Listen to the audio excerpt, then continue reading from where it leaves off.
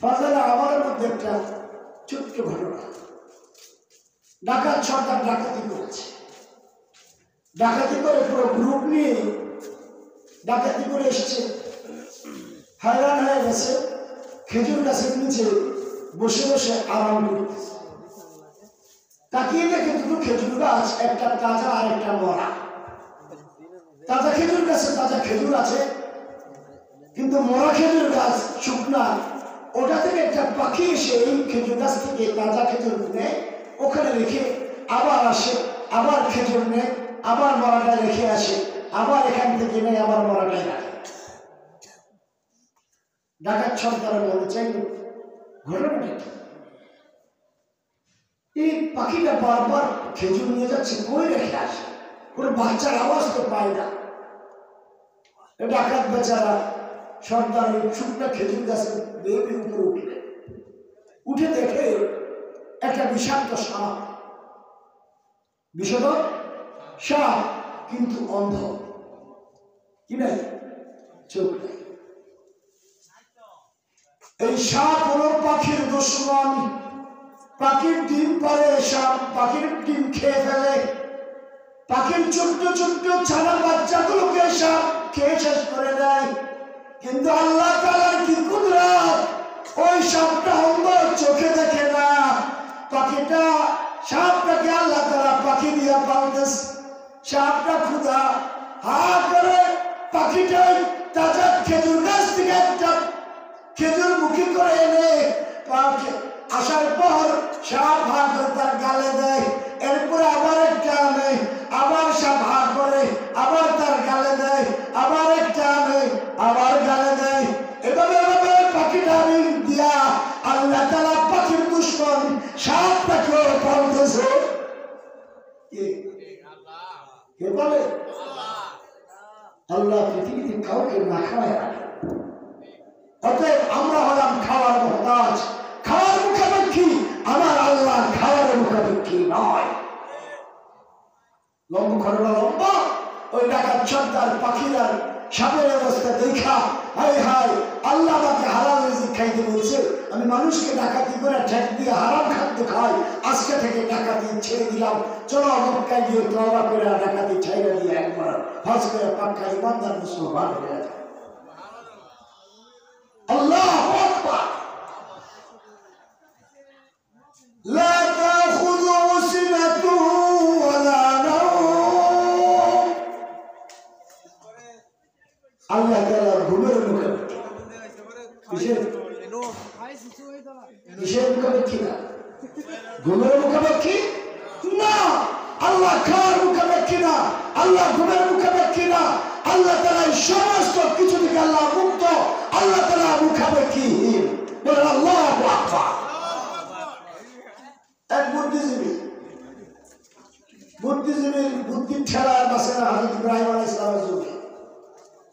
হযরত ইব্রাহিম আলাইহিস সালাম কালিমার দাওয়াত দিচ্ছে, সে দাওয়াত গ্রহণ করে না। একদিন ঘুরতে ঘুরতে হয়রান হয়ে গেছে, প্রখর রৌদ্র, দ্বিপ্রহর বেলা, এসে এক বট গাছের নিচে জিরাইতে বসছে। উপরের দিকে তাকায় দেখে বট গাছ, বিশাল বট গাছ, কিন্তু বটের ছোট ছোট ফল। পাশের জমিনের দিকে তাকায় দেখে লম্বা তরমুজের বটা, ওখান থেকে লতার মধ্যে 25-30 কেজির বড় বড় তরমুজ। এখন বুদ্ধিজীবী খাটায় দেখলো, হ্যাঁ বুদ্ধি দিয়া, যে এটা ইনসাফ কায়েম হয়। এত বড় বট গাছে আল্লাহ ছোট ফল না দিয়া ফলটাকে তরমুজের লতার মধ্যে দেওয়া দরকার ছিল, আর তরমুজের ফলটার এই বট গাছে দেওয়া দরকার ছিল। এখন বুদ্ধিজীবীর বুদ্ধি মাথায় মধ্যে খেলতেছে। একটু বড় দুটো কাক গাছে এসে বটের ফল খাওয়ার জন্য খামচাখামচি করতেছে। বটের ফলের নিচে দিয়ে হলো চোখা। ওই খামচাখামচির চোখের উপর থেকে বটের একটা চোখা ফল বুদ্ধিজীবীর নরম নকশা বরাবর করছে, ওটা ছিঁড়ে গেছে। এখন জলে উঠে দৌড়াইতেছে আর বলতেছে, আল্লাহ আমার বুদ্ধি এখানে শেষ, তোমারটাই শুরু। রব্বুল আলামিন, আমার বুদ্ধি বুদ্ধি নয়, তোমারটাই ঠিক। ভুল বুঝে আমি বুঝছিলাম। আজকে যদি গাছের ছোট ফলের জায়গায় ওই তরমুজ একটাই বট গাছে থাকতো, সামান্য বটের ফল কাকের খামসা খামসিতে নাকশায় পড়া জ্বলা শুরু করলো। 25-30 কেজি যদি উপর থেকে আমার নাকশা বরাবর পড়তো, আমার চ্যাপটা হয়ে আসে।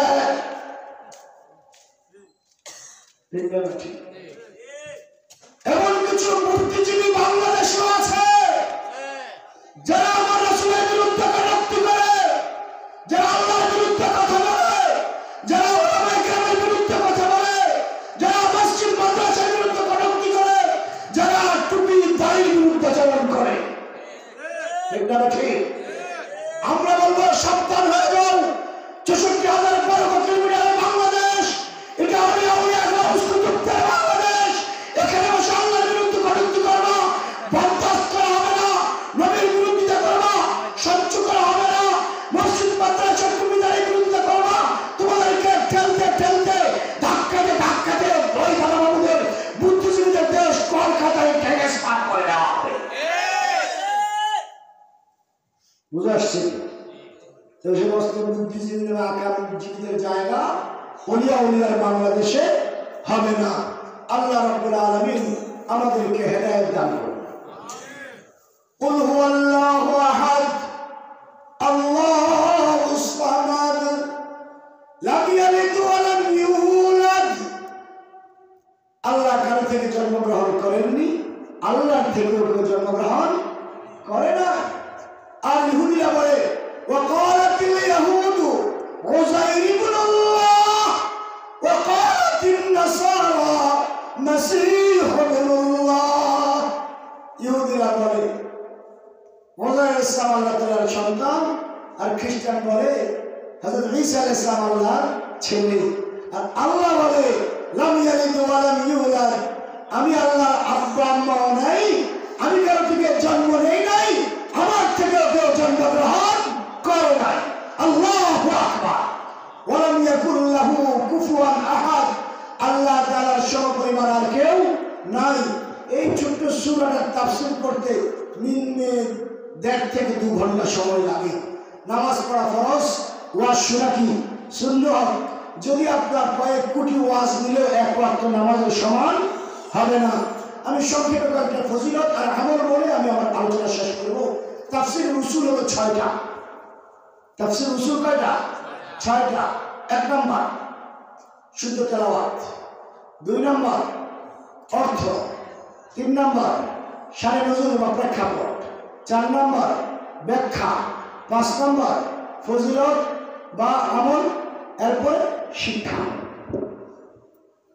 এই 6টা হলো তাফসীরের মোটামুটি উসুল। সংক্ষেপে বলছি, আরো অনেক আছে। আল্লাহ রাব্বুল আলামিন আমাদেরকে সংক্ষিপ্ত আমল বলে আমি আমার আলোচনা শেষ করব। হযরত রাসূল আকরাম সাল্লাল্লাহু আলাইহি ওয়াসাল্লাম 30,000 সাহাবা کرامকে নিয়ে তবুকের যুদ্ধে গেলেন। যুদ্ধ চলছে, হঠাৎ করে আসমান অন্ধকার হয়ে গেছে। রাসূল আকরাম সাল্লাল্লাহু আলাইহি ওয়াসাল্লাম মনে করলেন বদর যুদ্ধের মতো আল্লাহ তাআলা জিবরাইলের মাধ্যমে ফেরেশতা পাঠিয়ে সাহায্য করবেন। কিছুক্ষণ পর আসে দেখলেন জিবরাইল এসেছে। আল্লাহ রাসূল প্রশ্ন করলেন, কেন এসেছেন? আমাকে সহযোগিতার জন্য? জিবরাইল এসে বললেন, ইয়া রাসূলুল্লাহ, 70,000 ফেরেশতা আমার সাথে এসেছে, তবে আপনার যুদ্ধ সহযোগিতার জন্য নয়, এরা এসেছে আপনার সাহাবী মুআবিয়া ইবনে মুআবিয়ার জানাজায় শরীক হওয়ার জন্য। আল্লাহ তাআলা বলেছেন আমাকে এদেরকে দিয়ে পাঠিয়েছেন, আর বলেছেন ওই সাহাবীর জানাজা আপনাকে ইমামতি করার জন্য। রাসূল জিজ্ঞেস করলেন, কোথায়? ইয়া রাসূলুল্লাহ, এখান থেকে অনেক দূর। তাহলে বলল, আপনি অপেক্ষা করেন, আল্লাহর নির্দেশে আমি মাটিতে আঘাত করব, মাটির জমিনটা ছোট হয়ে যাবে, আপনি আপনার সাহাবীর জানাজায় ইমামতি করতে পারবেন। জিবরাইল আলাইহিস সালাম আল্লাহর নির্দেশে মাটিতে আঘাত করলেন, জমি ছোট হয়ে গেল। সাহাবীর লাশ দেখতে পেলেন, রাসূল আকরামকে নিয়ে গেলেন। আল্লাহ রাসূল ইমামতি করে জানাজা পড়াইলেন। জানাজার পর রাসূল আকরাম সাল্লাল্লাহু আলাইহি ওয়াসাল্লাম হযরত জিবরাইলকে জিজ্ঞেস করেন, জিবরাইল, আমার এই যে সাহাবী, তার এত মর্যাদা কি কোত্থেকে হলো? আল্লাহ তাআলা 70,000 ফেরেশতা দিয়ে পাঠাইলেন তার জানাজা শরীক হইতে, আর আমাকে যে নির্দেশ করেন জানাজার ইমামতি করতে, এই মর্যাদা কেন? হযরত জিবরাইল এসে বললেন, ইয়া রাসূলুল্লাহ, আপনার এই সাহাবী মুআবিয়া ইবনে মুআবিয়া সূরা ইখলাস, কুল হুয়াল্লাহু শরীফ বেশি বেশি পাঠ করতেন। কি করতো? আজ মিয়া চেহারা ঢাইকা বছরে কি পরে যাইতেছে, জিবরাইল ডাক দিয়ে বলে, ইয়া রাসূলুল্লাহ, ওই যে আপনার বুজুর্গ সাহাবী আবু যর গিফারী চেহারা ঢাইকা চাইতেছে। আল্লাহ রাসূল জিজ্ঞাসা করলেন, জিবরাইল, আমি তো আবু যরকে দেখি নাই, আপনার চাদরের মধ্যে দেখা চিনলেন কেমনে? জিবরাইল ডাক দিয়ে বলে, ইয়া রাসূলুল্লাহ, আপনার আবু যর গিফারীকে আমি জিবরাইল একা চিনি না। আল্লাহ তাআলা আসমান জমিনে যত কোটি ফেরেশতা আছেন সবার সাথে আবু যর গিফারীর পরিচয় করিয়ে দিয়েছেন। সমস্ত ফেরেশতারা আবু যর গিফারীকে চিনে। আল্লাহ রাসূল জিজ্ঞাসা করে, এই মর্যাদা কেন? হযরত জিবরাইল বলেন, ইয়া রাসূলুল্লাহ, আপনার আবু যর গিফারী সূরা ইখলাস বেশি বেশি পাঠ করে। এক যুদ্ধে রাসূল আকরাম সাল্লাল্লাহু আলাইহি ওয়াসাল্লাম একজন সাহাবীকে কমান্ডার বানায় পাঠাইলেন। সংক্ষেপে বলছি, ওই সাহাবী যুদ্ধে গিয়ে সমস্ত ওয়াক্ত নামাজের মধ্যে সূরা ফাতিহা এবং সূরা ইখলাস পাঠ করে। সাহাবা একরাম যুদ্ধের পরে আসার পরে রাসূল আকরাম সাল্লাল্লাহু আলাইহি ওয়াসাল্লামকে জানালেন, ইয়া রাসূলুল্লাহ, আপনার এই সাহাবীকে কমান্ডার বানিয়ে পাঠালেন, উনি যুদ্ধের ইমামতিতে সূরা ইখলাস পড়ে না। রাসূল জিজ্ঞেস করো, তাকে জিজ্ঞেস করো এটা কেন পড়ে। তাকে জিজ্ঞেস করো, তুমি এই সূরাটা সব ওয়াক্ত নামাজে কেন পড়েছো? সাহাবী বলল, ইয়া রাসূলুল্লাহ, এই সূরার মধ্যে আল্লাহ তাআলার বংশ পরিচয় পাওয়া যায়, আল্লাহর একত্ববাদের জ্ঞান পাওয়া যায়, এজন্য আমি সূরা ইখলাসকে ভালোবাসি। আল্লাহ রাসূল সাথে সাথে বললেন, হুব্বুক ইলাহাকা আদখালাহাল জান্নাহ, এই সূরা ইখলাসকে ভালোবাসার কারণে তুমি জান্নাতে প্রবেশ করবে। আর অনেক ফজিলত। এক সাহাবী গরীব, আমার খুব কষ্ট চলে। রাসূল সাল্লাল্লাহু আলাইহি ওয়াসাল্লাম এসেছে, ইয়া রাসূলুল্লাহ, সংসার চালাতে কষ্ট হচ্ছে, কি করব? রাসূল সাল্লাল্লাহু আলাইহি ওয়াসাল্লাম তাকে ওই সাহাবীকে আমল শিখাইলেন। ঘরে গিয়ে ঢোকার সময়, বাড়িতে ঘরে ঢোকার সময় সালাম দিবে। কি দিবে?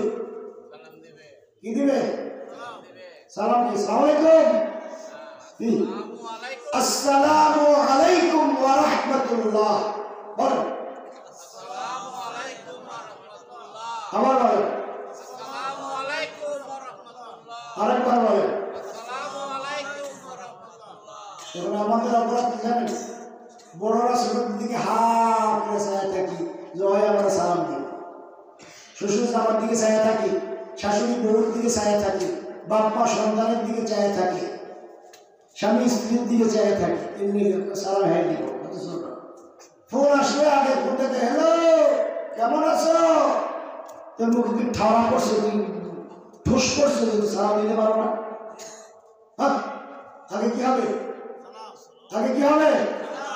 সালাম। আব্বা ছেলেকে সালাম দিবে, শ্বশুর জামাইকে দিবে, স্বামী বউকে দিবে, কোনো লস নাই। যে আগে সালাম দিবে তার 90, যে উত্তর দিবে তার 10। লাভ না লস? লাভ না লস? অতএব সালামের প্রথা চালু থাকবে তো ইনশাআল্লাহ। আল্লাহ কবুল করুন। রাসূল আকরাম সাহাবীকে বললেন, ঘরে ঢুকতে সালাম দিবে, আর ঘরে ঢোকার সময় কুল হুয়াল্লাহ শরীফ পড়তে পড়তে ঢুকবে। আবার যখন সকালবেলা তুমি ঘর থেকে বেরিয়ে যাবে, কাজে যাবে, দোকানে যাবে, ব্যবসা যাবে, কৃষি কাজে যাবে, ঘর থেকে বেরোনোর সময় কুল হুয়াল্লাহ শরীফ পড়তে পড়তে বের হবে। সাহাবী আমল করছেন। কিছুদিন পর রাসূল আকরাম সাল্লাল্লাহু আলাইহি ওয়াসাল্লাম রাস্তা দিয়ে যাচ্ছিলেন, যাওয়ার পথে ওই সাহাবীকে ডাকলেন, কি অবস্থা, কেমন আছো? সাহাবী বললেন, ইয়া রাসূলুল্লাহ, আপনার দোয়া এবং আমলের বদৌলতে আল্লাহ তাআলা আমাকে উত্তম ধন দৌলত দান করেছেন। এত দিয়েছেন যে আমার ঘর ভরে গেছে। এখন আমার ঘরের বরকত আশপাশের মানুষ গ্রহণ করতেছে। কোরআনের আয়াত আমল দিয়েছেন রাসূল। ইনশাআল্লাহ আমরা আমল করলে এর ফল পাবো। আল্লাহ তৌফিক দান। কোরআন হাদিসে কবর জিয়ারতের নির্দিষ্ট কোনো আমল নেই। মুফাসসিরিন কিরাম বলেছেন, যদি কবরবাসীর আত্মীয় স্বজন, ছেলে মেয়ে, বাবা, শ্বশুর, ভাই কবরস্থানের পাশে, কবরবাসীর পাশে দাঁড়িয়ে যদি 3 বার সূরা ইখলাস পাঠ করে, তাহলে সে ওই কবরবাসীর কবরে 1 খতম কোরআনের সওয়াব আল্লাহ তাআলা দান করবে। এখন ওলামায়ে কেরাম বলেন, যদি পারেন কাছে কবরস্থান থাকে আপনার কাছে, দৈনিক 1 বার জিয়ারত করবেন আব্বা আম্মা। না পারলে সপ্তাহে 1 দিন। সপ্তাহে 1 দিন করতে তার কষ্ট বেশি হবে না। না পারলে মাসে হলে 1 বার যায়, গিয়ে একটু দিয়ে আসেন, যে কবরে চলে গেছে তার কাম বন্ধ, আমল বন্ধ, দুনিয়া থেকে যা দিবেন তাই তার অ্যাকাউন্টে জমা হবে। রাজি আছেন ইনশাআল্লাহ? তৃতীয়, কোন ব্যক্তি যদি ফরজ নামাজের সালাম ফিরানোর পর, কিসের ফরজ নামাজ, ফজর না ফরজ নামাজ কয় ওয়াক্ত?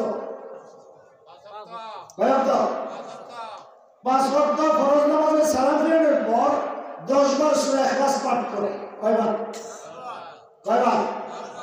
আল্লাহ তাআলা জান্নাতে তার জন্য একটা বাড়ি বানাবে। কে বানাবে? এখন 5 ওয়াক্ত ফরজ নামাজের পর যদি 10 বার করে 50 বার পড়েন, বাড়ি কয়টা? 5টা। বাড়ি কয়টা? এভাবে যদি আপনি মৃত্যু পর্যন্ত পড়তে থাকেন সব ওয়াক্ত নামাজের পর 10 বার করে, বাড়ি কি বাড়বে না কমবে? লাভ হবে না লস হবে? তাহলে 5 ওয়াক্ত নামাজের ফরজ নামাজের পর যদি 10 বার পড়ে 50 বার সূরা ইখলাস পড়তে হয়, তাহলে আগে তো নামাজ পড়া লাগবে। ঠিক? আবার হাত আল্লাহ বলেন, আল্লাহ 5 ওয়াক্ত নামাজ এখন থেকে মৌত পর্যন্ত আর কাজা করব না ইনশাআল্লাহ। হাত নামা। রাজি আছি তো? আল্লাহ। এরপর আমরা মুফতি শফি সাহেব রহমতুল্লাহ আলাইহি মারিফুল কোরআন লিখেছেন, যদি কোনো ব্যক্তি দৈনিক 200 বার সূরা ইখলাস পাঠ করে, কয়বার? আল্লাহ তাআলা তার 40 প্রকার হাজত পুরা করে দেবেন। কয় প্রকার? 40 প্রকার। কয় প্রকার? আমি হিসাব করে দেখেছি, যেখান থেকে আমল শুরু করেছি, 200 বার পড়তে সর্বোচ্চ আধা ঘন্টা লাগে। এরপর আস্তে আস্তে পড়লে কত লাগে? আধা ঘন্টা। আর হাতের সামনে ওলামায়ে কেরাম দ্রুত করলে 15 থেকে 20 মিনিট। কয়বার? 200 বার। আর তুমি যে সারাদিন এই অ্যান্ড্রয়েড ডিজিটাল ফোনের মধ্যে গান দেখো, নাচ দেখো, শর্ট ফিল্ম দেখো, এটা দেখো, সেটা দেখো, দেখতে তোমার 24 ঘন্টা শেষ। নাটক দেখতে ঘুমায়, আর নাটক দেখতে ঘুম থেকে জাগ্রত হয়। তাহলে 200 বার সূরা ইখলাস পাঠ করলে বাড়ি কয়টা? 20টা। বাড়ি কয়টা? 20টা। আবার কি হবে? 40 প্রকার হাজত আল্লাহ পুরা করে দেবে, বিপদ থেকে মুক্তি দান করবে। এই কাজ কি করবে? আল্লাহ। এবং ফখরুদ্দিন রাজি রহমতুল্লাহ আলাইহি তাফসীরে কাবীরে লিখেছেন, যদি কোনো মুসলমান সূরা ইখলাস পড়তে পড়তে মহিলা পুরুষ জিহ্বাটাকে তাকিয়ে হয়ে যায়, চালু হয়ে যায়, মনে উঠলে সূরা ইখলাস পড়ে সবসময়। মুহাম্মদুল্লাহ হাফিজ হুজুর রহমতুল্লাহ, এই লোকটা জিকির করতে করতে জিহ্বা এত চালু হয়ে গিয়েছিল, বাথরুমে ঢুকলে দাঁত দিয়ে জিহ্বাটাকে চাপ দিয়ে ধরা লাগতো। মাঝে মাঝে এমন চাপ দেওয়া লাগতো জিহ্বাটা কেটে রক্ত বের হতো। জিকির চলছে, চালু হয়ে গেছে, জিকির করা লাগে। বাথরুমে তো জিকির বন্ধ। আল্লাহ বলি বাথরুমে গিয়ে জিহ্বাকে চাপ দিয়ে ধরে তারপর বাথরুম শ্বাস হয়। মাঝে মাঝে জিহ্বা কি হতো? কেটে। কত হইলো আমরা যদি সূরা ইখলাস বেশি বেশি পড়ি, ইমাম ফখরুদ্দিন রাজি লিখেছেন, যদি ওই লোক স্বপ্নের মধ্যে সূরা ইখলাস পড়তে থাকে, কিসে? স্বপ্নে। আর ঘরে তার দিদি, মা, ভাই, বোন, আত্মীয়-স্বজন কেউ যদি শুনে পেলে সূরা ইখলাস পড়তেছে, কুল হুয়াল্লাহু আহাদ আল্লাহুস সামাদ লাম ইয়ালিদ ওয়া লাম ইউলাদ ওয়া লাম ইয়াকুল লাহু কুফুয়ান আহাদ। ওই সূরা ইখলাস যদি স্বপ্ন যদি পড়ে, ইমাম ফখরুদ্দিন রাজি লেখেন, আল্লাহ তাআলা ওই ঘরের কোনো ব্যক্তি যদি শুনে, আল্লাহ তাআলা ওই ব্যক্তিকে মুস্তাজাবুদ দাওয়া বানাই দিবেন। অর্থাৎ ওই লোক যত দোয়াই করবে আল্লাহ তাআলা তার সকল দোয়া কবুল করবে। কি করবে? রাজি আছি তো? ইনশাআল্লাহ। আল্লাহ তৌফিক দান করুন। আনোয়ার শাহ কাশ্মীরি রহমতুল্লাহ আলাইহি আমারিয়াতে কাশ্মীরের মধ্যে একটা আমল দিয়েছেন। কোনো মানুষ যদি বিপদে পড়ে যায়, বউ কথা শুনে না, স্বামী কথা শুনে না, ছেলে মেয়ে অবাধ্য, জালেম জুলুম করে, বিভিন্ন সমস্যা, তাহলে ওই ব্যক্তি বৃহস্পতিবার দিবাগত রাতে সবসময় করতে পারবেন, বৃহস্পতিবার দিবাগত রাতে আমল করলে ভালো হবে না, আগামীকাল রাত্রে শুক্রবার রাত তাহাজ্জুদের সময় 2 রাকাত নামাজ পড়বে, সূরা ফাতিহার পর 15 বার কুল হুয়াল্লাহ। কয়বার? প্রথম রাকাতেও 15, দ্বিতীয় রাকাতেও 15 বার পড়বে, সালাম ফিরে দুরূদ শরীফ পড়বে 15 বার, এরপর আল্লাহর কাছে দোয়া করবে। প্রথম সপ্তাহ যদি না হয় দ্বিতীয় সপ্তাহ করবে, দ্বিতীয় সপ্তাহ না হলে তৃতীয় সপ্তাহ করবে, তৃতীয় সপ্তাহ না হলে চতুর্থ সপ্তাহ করবে। যদি ইখলাসের সাথে আমল করে আল্লাহ তাআলা তার দোয়া কবুল করবেন, তাকে বিপদ থেকে মুক্তি দান করবেন। যার চাক্ষুষ সাক্ষী আমি নিজে, আমি এক বিপদে পড়েছিলাম জেলখানায়, আল্লাহ তাআলা এই আমলের বদৌলতে আমাকে জেলখানায় বিপদ থেকে মুক্তি দান করছেন। পরীক্ষিত আল্লাহ তাআলা তৌফিক দান করুন। রাসূল আকরাম সাল্লাল্লাহু আলাইহি ওয়াসাল্লাম ফজরের সুন্নত প্রথম রাকাতে সূরা কাফিরুন, দ্বিতীয় রাকাতে সূরা ইখলাস পড়তেন। ফজরের সুন্নত প্রথম রাকাতে কুল ইয়া আইয়ুহাল কাফিরুন, দ্বিতীয় রাকাতে কুল হুয়াল্লাহু আহাদ। তবে আমল করতে থাকবেন ইনশাআল্লাহ, আল্লাহ তাআলা আমাদের সমস্ত বিপদ আপদ থেকে বালা মুসিবত থেকে হেফাজত করবেন। বর্তমান বিশ্বে মুসলিম ধর্ম আর খ্রিস্টান ধর্মের লোক বাড়তেছে, বাকিগুলো এত বাড়ে না, অল্প লোক বাড়লেও, খ্রিস্টানদের লোক বাড়লেও তাদের আলেম নাই, কি নাই? তাদের কি নাই? আলেম। যার কারণে কয়েকদিন আগে এক ভাইয়ের সাথে দেখা হলো, উনি আমেরিকাতে বসবাস করেন, খ্রিস্টানদের গির্জা কিনে ওখানে মসজিদ আর মাদ্রাসা বানাইছে। কেন? কারণ ওখানে ওদের আলেম নাই, পাদ্রী নাই, ওই যে গির্জা চালাবে পাদ্রী নাই, অসংখ্য গির্জা পড়ে আছে যেখানে তাদের গির্জা চালানোর মতো লোক নাই। আলহামদুলিল্লাহ আমাদের সারা পৃথিবীতে মুসলমানদের ইসলামের আপনার লাখ লাখ কোটি কোটি আলেম তৈরি হইতেছে প্রতি বছর, কোটি কোটি আলেমাও তৈরি হইতেছে প্রতি বছর। আলেমা তৈরি কি স্কুলে হয়, হাই স্কুলে হয়, কলেজে হয়, মেডিকেল কলেজে হয়, ইউনিভার্সিটিতে হয় না? আলেমা তৈরি করার কারখানার নাম, হাফেজা তৈরি করার কারখানার নাম হলো কোরআনের মারকাজ মাদ্রাসা। কোথায়? কোথায়? মাদ্রাসা, স্কুল, কলেজ, ইউনিভার্সিটিকে সন্তান পড়াবে, ওই সন্তান তোমার অবাধ্য হবে। আব্দুল আউয়াল সাহেব জাহাঙ্গীরনগর ইউনিভার্সিটির প্রফেসর, মানুষ গড়ার কারিগর, সর্বশেষ 2014 সালে চলে গেছে ওরা বৃদ্ধাশ্রমে। আমি তার সাথে মোলাকাত করতে গিয়েছি, কালিয়ার কবিতা লেখে আমাকে বলে, বাবা 2 ছেলে 1 মেয়ের জনক আমি, স্ত্রী মারা গেছে, বড় ছেলে হলো নৌবাহিনীর কর্নেল, ছোট ছেলেটা রাশিয়া পড়ালেখা করে, রিটায়ার করেছি, কয়েক লক্ষ টাকা পেলাম, মিরপুরে কয়েকটা প্লট কিনেছেন, আর কিছু টাকা আমার ব্যাংক অ্যাকাউন্টে রাখা। ছোট ছেলে রাশিয়া থেকে টাকা চাইলেন, বাবা কিছু টাকা পাঠাও আমার জন্য, 3 লক্ষ টাকা পাঠিয়েছেন। খবর পেলেও বড় ছেলে নৌবাহিনী কর্নেলের বউ টের পায়া নৌবাহিনীকে বলেছে, নৌবাহিনী বাবাকে ধরে বাবার হাতে উইল করে ব্যাংকের টাকা ফ্লট সব লিখে নিয়ে গেলেন। বাবা ডায়াবেটিসে আক্রান্ত, মা নাই, ওই বাবাকে তার স্ত্রী ওই ছেলের সামনে ঘাড় ধাক্কা দিয়ে ঘর থেকে বের করে দিয়েছে। কর্নেল সাহেব তার বাবাকে নিয়ে বৃদ্ধাশ্রমে দিয়ে এসছেন। আমি জিজ্ঞাসা করতে চাই, এমন শিক্ষা হওয়ার জন্য না হয় তো বলো, যে শিক্ষা নিজের সামনে তার বাবাকে অপমান লাঞ্ছিত করে ঘর থেকে বের করে দেয়, যে শিক্ষা বাবাকে ঘরে রাখতে পারে না, বাবাকে ধরে নিয়ে বৃদ্ধাশ্রমে দিয়ে আসে, এমন সন্তান বেঁচে থাকার থেকে মরে যাওয়া ভালো ছিল।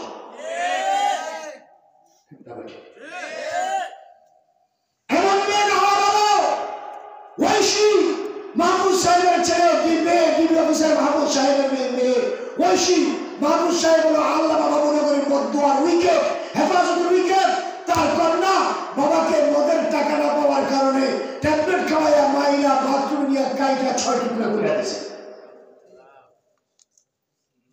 অতএব এমন কন্যা আমরা এই কোরআনের মার্কাজ মাদ্রাসাগুলো থেকে আদর্শ কন্যার জন্ম দেই, আদর্শ স্ত্রী তৈরি করি, আদর্শ মা তৈরি হয়, আদর্শ বোন তৈরি হয়। এখান থেকে যে স্ত্রী স্বামীর আবদ্ধ হবে না, যে কন্যা বাবার আবদ্ধ হবে না, যে কন্যা বাবার আবদ্ধ হবে না, বোন ভাইয়ের আবদ্ধ হবে না, মা তার ছেলে মেয়েদেরকে আদর্শ উস্তাদ হিসেবে গড়ে তুলবে। অতএব ছেলে মেয়েকে স্কুল কলেজে পড়াবেন না মাদ্রাসায়? হাত উঠান আরেকবার। ইনশাআল্লাহ আল্লাহ তৌফিক দান করুন, আল্লাহ তৌফিক দান করুন। কথা হলো এখন ইহুদি খ্রিস্টানরা, ওদের ষড়যন্ত্র বন্ধ হয় নাই। স্বৈর শাসক বাংলাদেশ থেকে পালিয়ে দিল্লি চলে গেছে, ওই দিল্লিতে বসে বসে ষড়যন্ত্র করছে। আমার তোলায় বাংলাদেশের দুটো আক্রমণ করেছে, বাংলাদেশের জাতীয় পতাকা পদদলিত করেছে, চিরে টুকরো টুকরো করেছে। আমরা বলবো মুসলমানরা শিয়ার জাতি নয়, মুসলমানরা বাঘের জাতি। আমরা আমাদের বাংলাদেশের প্রতি ইঞ্চি জায়গা নিরাপত্তার জন্য আমরা জান কোরবান করতে প্রস্তুত। ঠিক?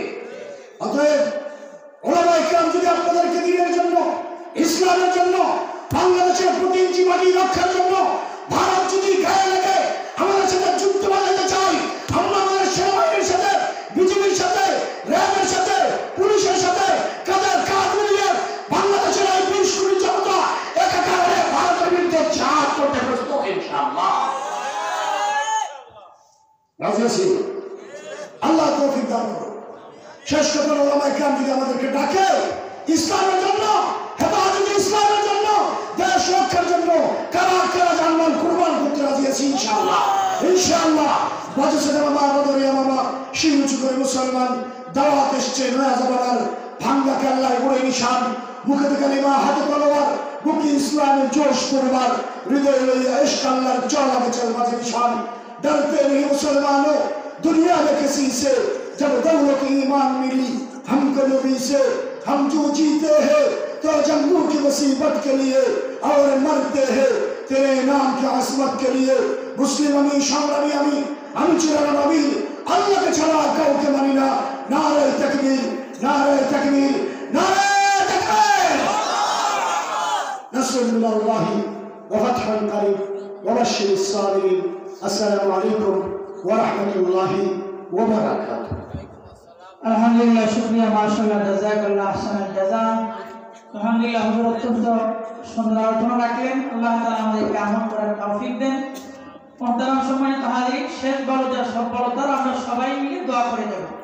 আজকে এই মহতি মাহফিলের সম্মানিত সভাপতি পীরে কামিল শেখুল হাদিস উস্তাদুল আসাতিজা হযরতুল আল্লামা মাওলানা গিয়াসউদ্দিন কুতুবপুরি হুজুর দামান বারাকাতুহুল আলিয়া হুজুর সংক্ষিপ্ত কিছু কথা বলি, ইনশাআল্লাহ দোয়া করবেন। দোয়া চেয়েছেন অনেকে সহযোগিতা করেছেন। নামগুলো তো হুজুর আর জানেন না, আমি জানি, বাকি দিলে আছে আল্লাহ তাআলা জানেন। সবার জন্য দোয়া হবে। তাহমিদা আক্তার নামে একজন মেয়ে খুব অসুস্থ, আল্লাহ তাআলা তাকে শিফা দেন। এরপরে আমাদের আকরাম ভাই তার আব্বার জন্য চাইছে, হাফিজুল হাফিজ ভাই চাইছে, আরো যে কতজন আমি নাম বলে আপনাদেরকে ছোট করতে চাই না, সবার জন্য দোয়া হবে। আল্লাহ যত মহান, তার রহমত মহান। ইনশাআল্লাহ দিলে আছে, সবার জন্য দোয়া হবে। হুজুর কথা বলবেন, দোয়া করবেন, আমরা দোয়া করে ইনশাআল্লাহ সাথে নিয়ে যাব। আলহামদুলিল্লাহ ওয়াহদা ওয়াসসালাতু ওয়াসসালামু আলা নাবিয়্যিনা লা নাবিয়্যা বা'দা আম্মা বা'দ। আজকের এই সম্মেলনে উপস্থিত আমন্ত্রিত ওলামায়ে কেরাম, মাদ্রাসার প্রতিষ্ঠাতা মুতামিম, আসরে কেরাম, এলাকার মুরব্বিয়ানে আজম, সর্বস্তরে বেড়ানো ইসলাম। এখন আর কথা বলার সময় না, আর আমার লম্বা ছাড়া কথা বলার অভ্যাসও নাই। প্রতিষ্ঠাতা মুতামিম যিনি ইসমাইল ইব্রাহিম সাহেব, ওনার আব্বা ইব্রাহিম সাহেব আমাদের মাঝখান দীর্ঘদিন ছিলেন। ওনার সাথে স্বাভাবিকভাবে আমার একটা ভালো আন্তরিকতা ছিল। সেই সুবাদেই মুতামিম সাহেব স্মরণ করছেন, উপস্থিত হয়েছি। আল্লাহ যেন আমাদেরকে শুরু থেকে শেষ পর্যন্ত ওলামায়ে কেরামের জবান মুবারক থেকে যে সমস্ত কথা শুনেছি, আল্লাহ তাআলা যেন আমাদেরকে আমল করা তৌফিক দান করেন, এবং এই মাহফিলকে যেন আল্লাহ তাআলা কবুল করেন, এবং সেই মাহফিলের আয়োজক এবং সর্বপ্রকারের সহায়তা যারা করেছেন তাদেরকে যেন আল্লাহ তাআলা উত্তম বিনিময় দান করেন, এবং এই মাহফিলকে যেন আমাদের সকলের জন্য নাজাতের উসিলা করেন। আল্লাহ পাক সেই মাহফিলকে যেন নাজাতের উসিলা করেন, সেই জন্য আমরা দোয়া করব। এবং যারা সেই মাহফিলে দোয়া চেয়েছেন, আল্লাহ তাআলা অন্তর সকলের এক উদ্দেশ্যের জন্য দোয়া করা হবে।